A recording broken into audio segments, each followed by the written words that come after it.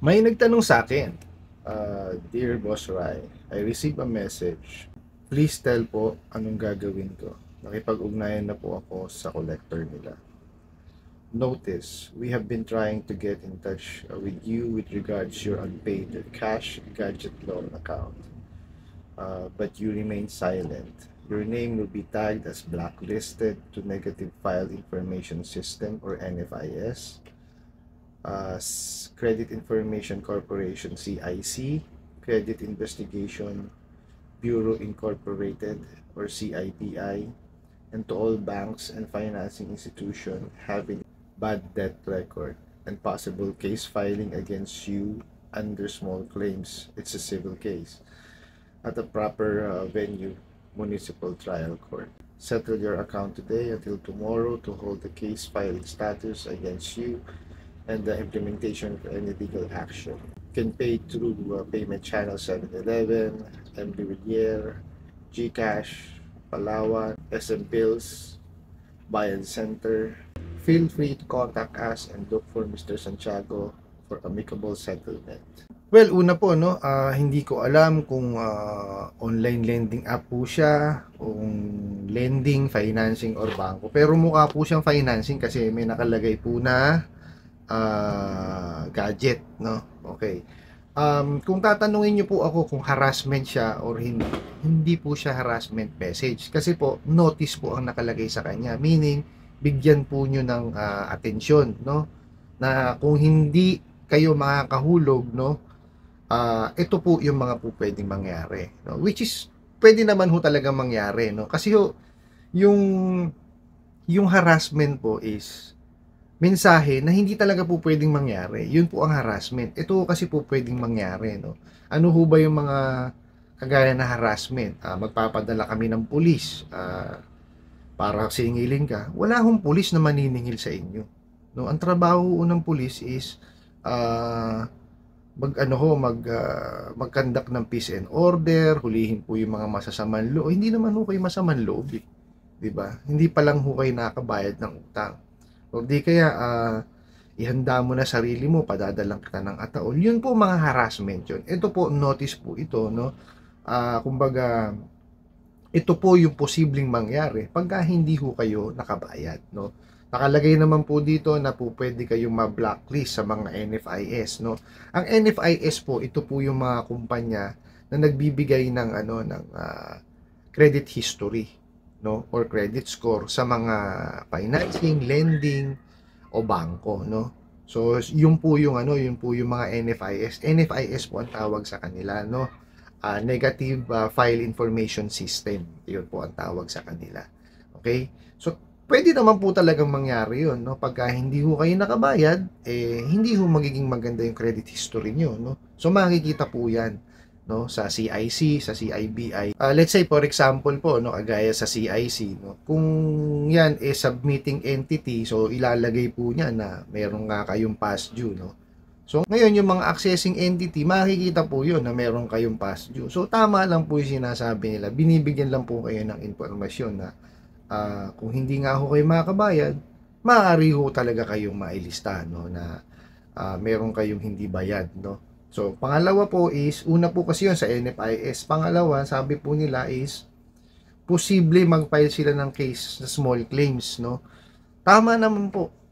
Talagang posible, pagka hindi ko ay nakabayad, mapapailan kayo ng small claims. At tama rin po nilagay nila rito, civil case. Meron ho kasing mga nagme-message sa mga clients nila na sasabihin, small claims, pero criminal case. Iyon po, harassment. Kasi hindi naman po criminal case ang small claims, no. So ito po tama, civil case po. At tama rin po yung venue niya, municipal trial court. So sa lower court po, tama po yung sinabi nila. Ngayon po may sinasabi sila na settle your account today until tomorrow to hold the case filing against you. Kasi hindi ko naman ho alam kung ilang araw nyo ilang araw o buwan o gaano katagal na kayong hindi nakakahulog, no. So, kaya ginagawa na po nila to, no. Ngayon, sinabi rin naman po dito na magbayad na kayo doon sa mga payment channels na inilista niya rito. So, wala rin naman ng problema ron kasi pinagbabayad lang naman ako dito sa payment channels nila. And mayroon pa silang taong inilagay dito na kontakin nyo si Mr. Santiago nga. Ang wala lang ho dito, kulang lang dito yung contact number para matawagan nyo yung Mr. Santiago, no? So baka ho, hindi ko ho alam, baka mamaya putol yung message, no? Pero kung nandun naman ho yung number, tawagan nyo po si Mr. Santiago. Ano po? Isa pa hong ko is, sabi nyo kasi dito, nakipag-ugnayan na kayo sa kolektor. Hindi ko lang ho alam kung bago kayo nakipag-coordinate dun sa kolektor, na-receive nyo na to, o nakipag-coordinate kayo, tsaka nyo lang na-receive. Hindi ko ho alam kasi baka pwedeng nauna ho itong notice, o nahuli sa pakikipag-coordinate ninyo dun sa kolektor, no? Baka ho kasi hindi niya pa na-update yung niya, yung report niya, kasi may report ho yan So baka ho hindi niya pa na-update na nakausap na kayo, kaya kayo napadalan, no? Maaari ho yun, no? Nag-speculate lang po ako kasi kulang po kasi information. Hindi ko alam ho kasi kung kailan dumating to. Before nyo bang makausap o bago nyo makausap yung yung collector, no? Pero wala naman ho siyang harassment, no? Kumbaga kung ako tatanungin, wala ho siyang harassment. Ang harassment po kasi is talagang literal na pananakot, yung hindi ho matutupad. No, yung pang sasabihin na papadala kaming pulis, papadala kami ng abogado, papadala kami ng ganito, ng ganyan. Yun ho, pananakot talaga yun, no?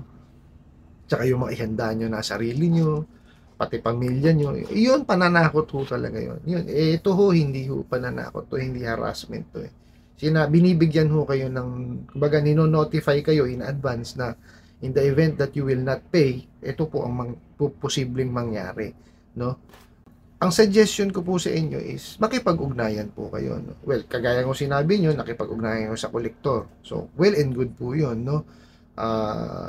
Definitely kasi i-report sa head office yun nung kolektor, at matatag naman po kayo na nakipag-ugnayan na kayo. Hindi ko alam kung anong klaseng pakikipag-ugnayan yung ginawa nyo, kung magbabayad po ba kayo, nangako kayo magbabayad, o gumawa kayo ng restructure program. So hindi ko alam kung anong klaseng pag-uugnayan, pero ang maganda po doon, nakipag-ugnayan kayo. Ngayon, gawin nyo na lang po, tawagan nyo po sila ulit, no? Sabihin nyo po sa kanila na nakausap nyo na yung kolektor nila, sabihin nyo kung sino at kailan, no? At itanong nyo rin po kung na-report na sa kanila, kasi naka-receive nga kayo ng ganito, no? Yun po ang pinakamaganda ninyong gawin. Huwag nyo takutan sarili nyo rito, kasi kung tutuparin nyo po yung inyong pangako doon sa sa kolektor, hindi na nila gagawin yan. Ano po, nino-notify lang kayo in advance na pag nagpatuloy ho kayong hindi nagbayad, ganyan po ang mangyayari. Which is, tama ho, magagawa naman ho talaga nila yan sa legal na pamamaraan. Di po ba? Wala hong harassment o whatsoever ho ako nakikita rito. Nino-notify lang po kayo, no? Well, kagaya po ng lagi kong sinasabi, no? Wala naman nung problemang mangutang. Kaya lang po, kung mangungutang po kayo, yung kaya nyo lang pong bayaran.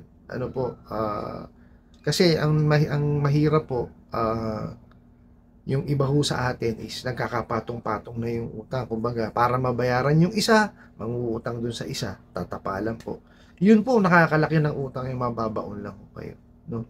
Ang gawin nyo po is, alamin nyo po kung magkano yung talaga yung kaya lang bayaran, no? Alamin nyo po yung inyong net disposable income, no?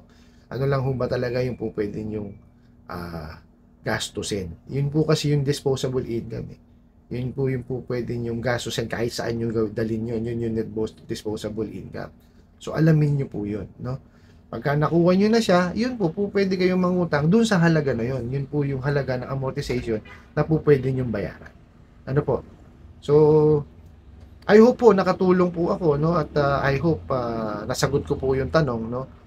Maraming salamat po sa inyong patuloy na pagsuporta at pagsubaybay sa aking mga videos, no? At sana po patuloy niyo po kung suportahan, no, sa pamamagitan po ng pag-comment, no, at pag-like, no. At sana po yung pong iba nating mga kababayan mapanood din po itong video na to para makatulong din po sa kanila, ano po. Hanggang sa muli po. Yun lang.